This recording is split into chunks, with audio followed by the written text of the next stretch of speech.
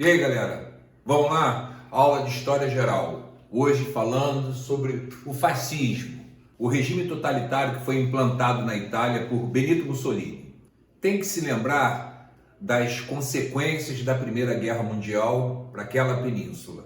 Deixou a economia italiana caótica, perda de produtividade industrial, inflação, alta de preços, a lira desvalorizada em aproximadamente 75% do seu valor. As promessas territoriais feitas pelos aliados não foram cumpridas e isso fez com que o orgulho nacionalista italiano ficasse ferido. Dentro desse contexto ainda aparecia um outro problema político, que era o crescimento dos partidos, dos movimentos de esquerda.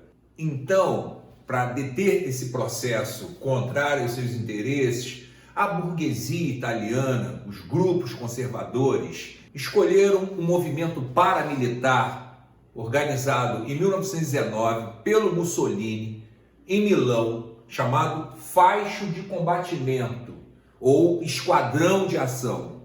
Falei, é um movimento paramilitar extremamente violento, que basicamente agia contra sindicalistas e socialistas, os camisas negras do Mussolini.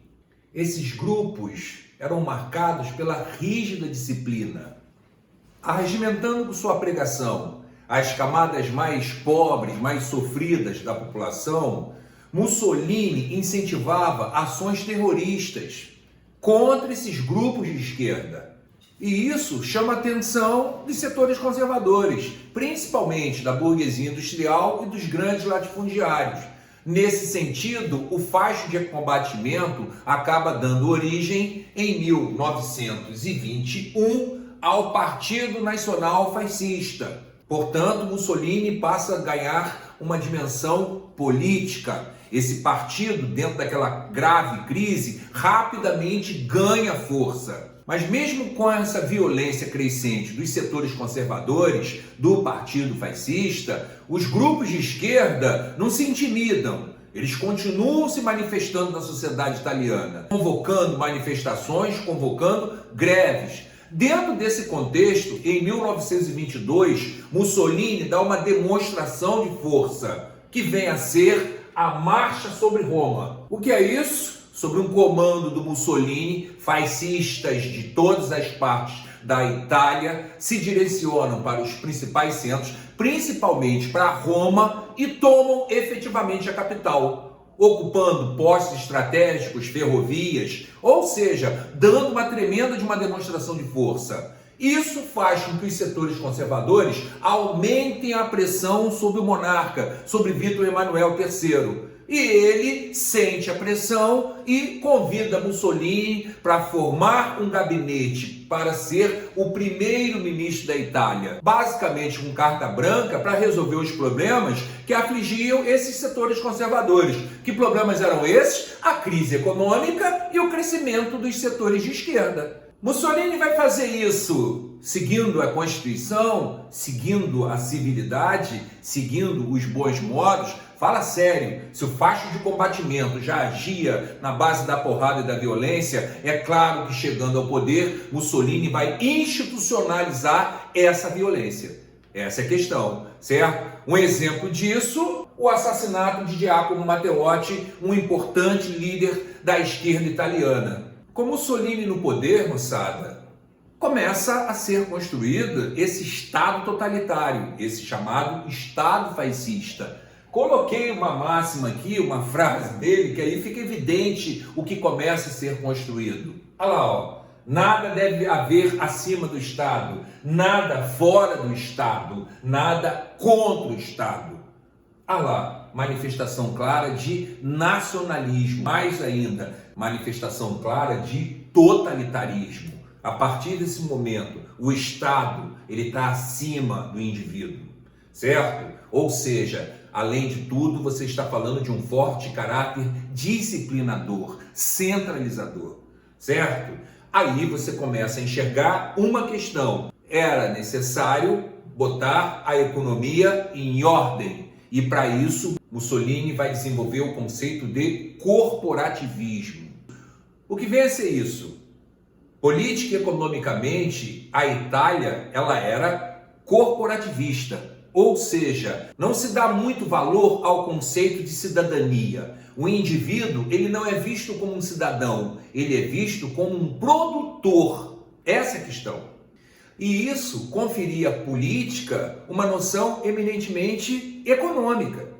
Nesse caso, Mussolini vai colocar o Estado como um mediador das tensões sociais. O corporativismo fascista colocava o Estado como principal agente, como principal ator dessa economia.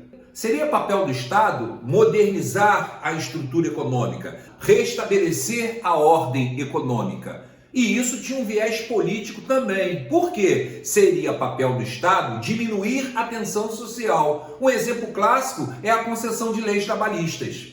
Isso era muito bom para a burguesia. Por quê? Porque diminuía a tensão. Porque se concede lei trabalhista, afasta o trabalhador dos partidos de esquerda.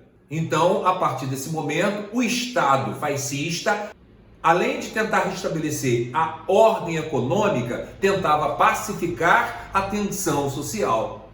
A gente enxerga isso de uma certa maneira aqui no Brasil, na era Vargas, naquilo que foi chamado do Estado de Compromisso de Vargas. Então, gente, no corporativismo prevalece a ideia de que os interesses individuais e os de classe, eles têm que se submeter aos interesses do Estado. Assim, no ideário fascista, combatem-se o individualismo e o marxismo. Então, esse Estado ele é antiliberal e antimarxista, visto que no marxismo a história é a história da luta de classes.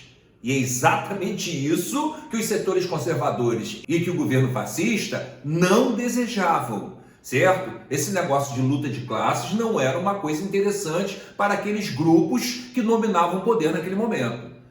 A gente pode lembrar também do Tratado de Latrão.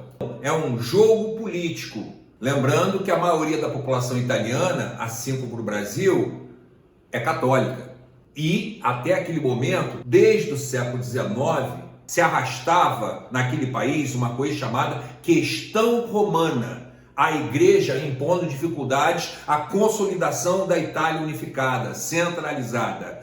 Mussolini vai usar a força desse governo ditatorial e ele vai buscar apoio dos católicos ao assinar com a igreja esse acordo, esse tratado, chamado de Tratado de Latrão. O que Mussolini consegue com isso? Ele consegue que finalmente a igreja reconheça essa unificação italiana. Certo? E em troca, obviamente, a igreja vai receber benefícios. Quais seriam esses benefícios, Ronaldo? A autonomia do Vaticano, certo? A obrigatoriedade do ensino católico nas escolas, o catolicismo como religião oficial na Itália. E em troca, ele, Mussolini, recebe apoio dos setores católicos e o papado meio que fecha os olhos para os excessos que estão sendo cometidos ao seu redor. Na próxima aula, nós falaremos da Alemanha nazista.